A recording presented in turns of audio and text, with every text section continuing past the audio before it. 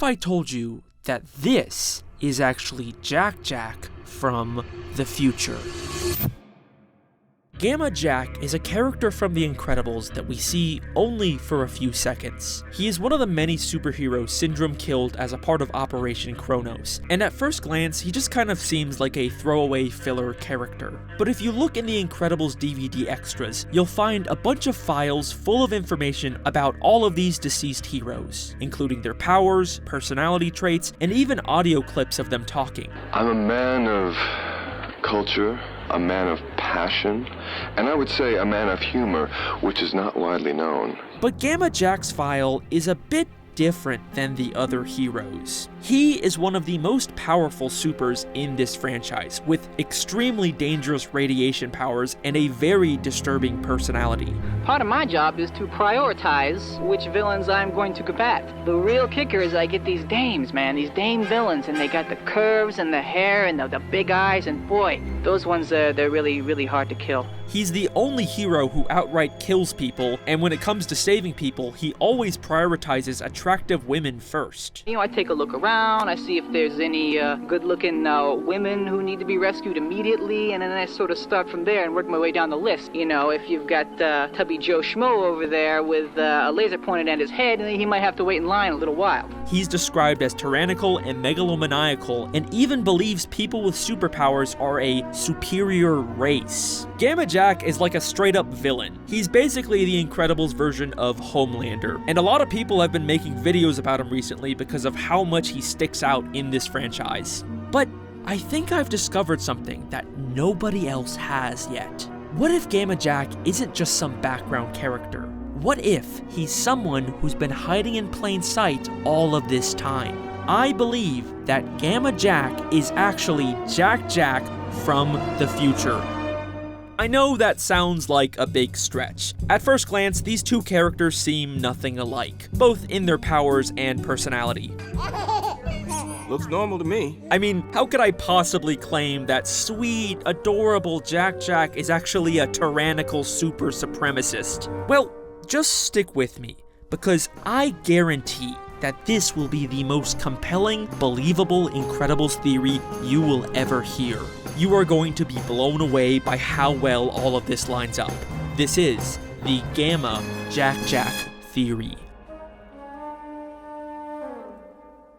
So, this all started when I noticed a couple strange similarities between these two characters. Obviously, they are both named Jack, and they are both extremely powerful supers. There's also maybe a passing resemblance, with both of them having a similar mask, and their hair ending in a single sharp point. But I didn't really start to take this seriously until I started comparing Gamma Jack's file to Jack Jack.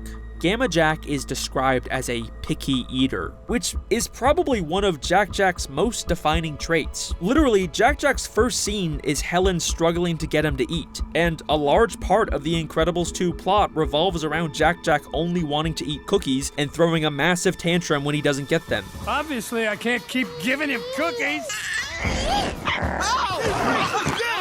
No biting a dad. Jack Jack is an extremely picky eater. Gamma Jack is also described as a favorite of the ladies, which I think you can also apply to Jack Jack. Can't I, little boo-boo boy? Who can handle it? Who can handle it? Babysitting this one, I do for free. All of the women who take care of Jack Jack clearly adore him. Tia stayed up all night making sure you look fabulous in your mini dress. He is definitely a favorite of these ladies. Okay, but what about tyrannical and megalomaniacal impulses? Well, doesn't that kind of sound like how Jack Jack is constantly and impulsively throwing violent tantrums? Combustion imminent? What does that mean? It means fire, Robert. Even when Jack Jack fights someone, he seems to always go for the kill just like Gamma Jack. I mean, he did kind of indirectly kill Syndrome. Okay, so there are some surprising similarities here, but let's address the elephant in the room. Gamma Jack is an adult who died in the past, and Jack Jack is obviously a baby in the present. For this to work, there would need to be some kind of time travel involved. And while Jack-Jack is an extremely powerful super with many different reality warping powers, we never actually see him do anything that resembles time travel. The closest we maybe get is his weird ability to travel between dimensions. What the? Cookie. Cha-Cha want a cookie? Wow! He can still hear you From the other dimension, yeah. That is freaky. Except, I think there might be more to this dimensional power than we think. In The Incredibles 2, Edna creates a device that can help track and manage Jack-Jack's powers, and it can even be used to help find Jack-Jack when he moves into the other dimension. He vanished! Okay, good. Use the thing. See that? That's the current readout. Click it. See the readout? Dimension 4. So where is he? He's there! But if you look closely, you'll see that the device labels Jack-Jack's dimension as 4D, as in the fourth dimension, a dimension that is commonly accepted to represent time, meaning when Jack-Jack is warping through dimensions, he is actually traveling through time. Okay, so Jack-Jack could have traveled back in time and became Gamma Jack. But here's another big issue with this theory. If they're supposed to be the same person, then why are their powers different? Maybe you could argue Jack-Jack has some radiation-based powers, but Gamma Jack definitely doesn't have Jack-Jack's many reality-warping god powers. No!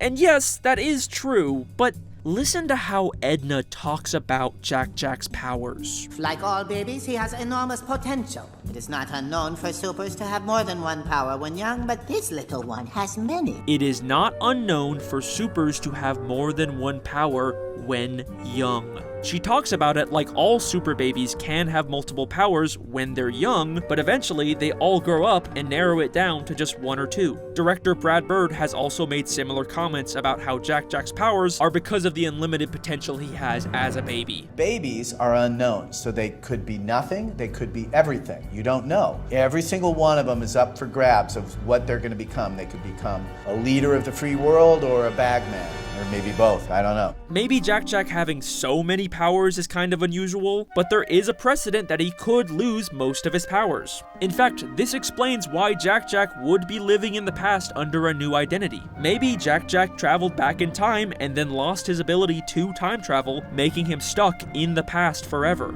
This also lines up with a deleted flashback scene from the first Incredibles, where we can see Gamma Jack was close friends with Mr. Incredible and Frozone. Although he tried to hide his powers, a few of us had heard about them and approached him. Had to talk him into becoming a superhero. We had a club, the first club that wanted him to join. It makes sense. If Jack-Jack is trapped in the past, he'd probably want to be close to his dad and Uncle Lucius, even if he can't tell them who he really is.